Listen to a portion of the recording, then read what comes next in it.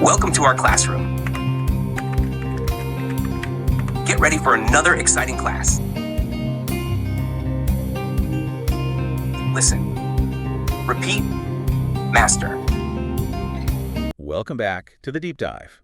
So if you're out there trying to get your head around English verbs, all the structures, the tenses, and you feel like you're just drowning in exceptions and endless lists, then this is definitely for you. We're going to tackle a really effective visual learning guide today, one that's, designed to build confidence. Yeah, So absolutely. I'm going to pull out its logical framework, try to organize that chaos, and give you some clear knowledge fast. That's a great way to put it. We're looking at a system that really zeroes in on structure and how to use it. It's all about logic, not just memorizing lists. Right. The aim is really to speed up development. The guide uses these logical groups, sometimes calls them fingers, to set up this visual pattern you can follow. Okay, fingers. Interesting. Let's unpack the basics then. The key terms. There are two main players in pretty much every English sentence, right? We'll use the abbreviations from the guide, but define them. First up, the VA. Right, the VA, that's the auxiliary verb. Think of it as the engine of the structure. It's often marked red in the guide because it carries the really crucial stuff. Okay. Like it tells you the person, the time, past, present, future, and it's where not goes for negatives. Verbs like do, does, did, will, have, has, am, is, are, those helpers. Got it. The helpers. And then there's the VP, the main verb or principal verb. Exactly. The VP gives you the actual meaning, the action itself. The eat, the go, the write. But, and this is key, the VP has to change its form depending on the VA it's with. Okay. So you get VP1, the basic form like go. VP2, the simple past, went. VP3, the participle, gone. And VP1ing, going. So here's the big takeaway right at the start, it sounds like.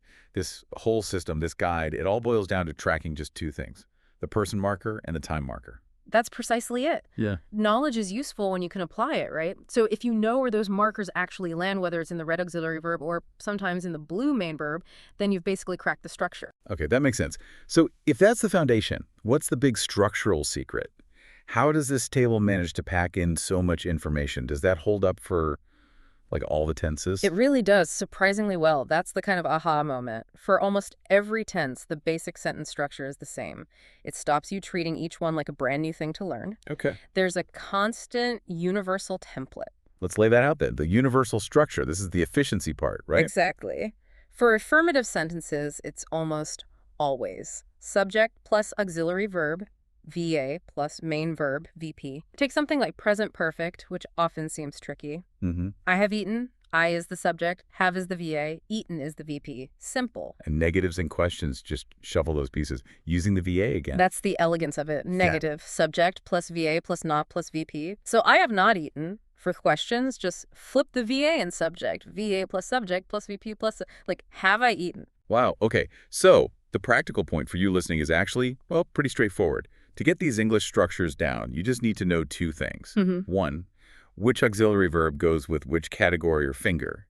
And two, which specific form, the main verb, one's wanting 2 or 3 slots in there. Know those two variables and the frame is sorted. It's a huge simplification, but grammar always has its rebels, doesn't it? There are always exceptions. Absolutely. So if we have this nice universal structure, we have to mention the two that just don't play along. The exceptions that skip the auxiliary verb in the affirmative sentence. Yeah, these are the tricky ones early on because they break that subject plus VA plus VP pattern. We're talking simple present category 1 and simple past category 4. Okay. In the affirmative, they go straight from subject to main verb, no VA helper. So where do those crucial markers, person and time, end up in these two cases? Good question. For simple present, I eat, no VA. But change the person. She eats. See? The person marker, that S, it lands right on the main verb itself. And for simple past, I visited, or maybe they ran. The past time marker is shown by using the VP2 form of the verb directly. Right, so the main verb does the heavy lifting for the marker, only in the affirmative for these two. But and this is critical, they jump right back into line for negatives and questions. They absolutely do. As soon as you make them negative or ask a question, bam, they snap back to the universal structure and grab a VA. Simple present uses do or does. Like, I do not eat, or does she eat? Exactly. And simple past uses did, I did not visit, did I visit. And notice the auxiliary do, does, or did now carries the marker, so the main verb just chills out in its basic VP1 form, eat, visit. Okay, that clarifies the exceptions. We've got the VA, the main structure, the rebels. Now let's zoom in on the main verb itself. We have to talk about your regular verbs. Those VP2 and VP3 forms can be a nightmare. Yeah, regulars are easy, right? Just slap on an ed, work, worked, work. But the irregulars, we've all been there trying to memorize that huge list. What this system does, which is helpful, is show that irregular verbs actually fall into predictable groups. If you learn the groups, the patterns, it speeds things up massively. You're not just memorizing random words. Patterns. Okay, what are these groups? How do they organize the chaos? Well, group 1 is the easiest. All 3 forms are the same.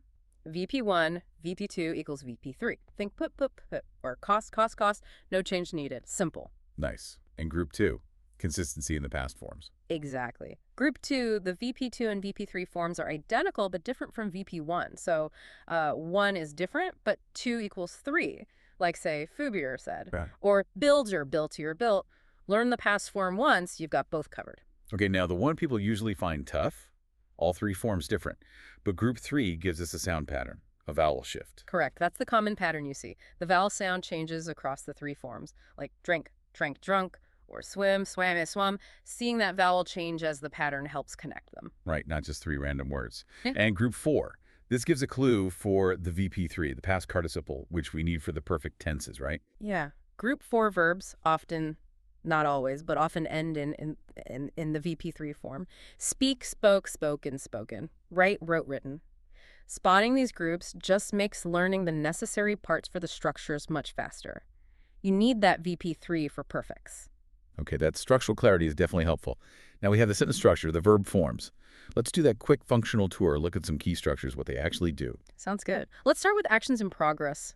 Continuity. Okay, present continuous, category 2. This is what's happening right now, yeah. Signature, VA amisar, plus the main verb with inging, like she is singing well right now. Then step back to past continuous, category 3. An action that was happening was in progress at a certain point in the past. The signature just swaps the VA to its past form, was plus VP1. Okay. Now, one thing to be careful with here, don't mix this up, I was doing, with how you talk about past habits. That's usually simple past, category 4, or maybe the structure used to. Past continuous is about being in the middle of something then. Good distinction. Okay, let's link past and present. The perfect view, present and perfect, category 5.1. Here's where those VP3s, like from group 4, become essential. Absolutely. This connects a past action to the present. Maybe it shows experience or a result that's still relevant now. The signature has as the VA plus VP3. Right. So the difference between I went to Paris, simple past, done, finished, no link to now, and I have been to Paris, present perfect, experience that's part of me now, or he has written 3 books, the writing is done, but the books exist now. Makes sense. And going even further back, past perfect, category 6.1, the past of the past. Yeah, this one's great for sequencing. When you have 2 things that happened in the past, this clearly shows which one happened first. Signature. The past VA had plus VP3. Like, had they gone home when the rain started? You know, the going home part happened before the rain started part. Avoids confusion. And the guide cleverly flags a specific common use case, calling it recency, category 10, which is really just present perfect again. It is. It's just the standard present perfect structure, has plus VP3, but used with the adverb just. To talk about something that happened a tiny moment ago, they have just gone home. It shows how adding one small word modifies the function. Nice. Okay, last group. Projecting forward, hypothesizing. Futures and conditionals. We need to separate plans from, say, sudden decisions. Right. For plans, intentions, or predictions where you see evidence, use future going to, category 7, signature. Amisar, plus going to plus VP1, like, she's going to sing tonight implies there's a plan, maybe a contract. Whereas future will, category 8.1, is more for spur-of-the-moment stuff. Exactly. Instant decisions, offers, promises made right now, or just neutral predictions. Signature, the simple VA will plus VP1, I will work next Monday. Could be a promise, could be just stating a fact. Less about existing plans. Got it. And finally, a really useful one for looking back at what-ifs.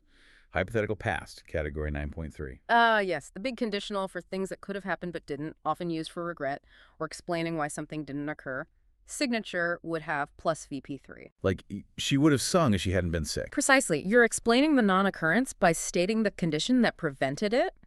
It lets you talk about counterfactuals, which is pretty powerful. Okay, wow. So wrapping this up for the listener, we've taken this potentially huge, complex area and shown it as, well, a system. The big takeaway seems to be, stop memorizing dozens of separate tenses. See the core template, subject plus VA plus VP, and realize that getting fluent is mostly about knowing which VA and which VP form to plug in for the meaning you need. It makes English feel much more logical. It absolutely does. That structure builds confidence, builds security. When you see the underlying logic, you stop guessing.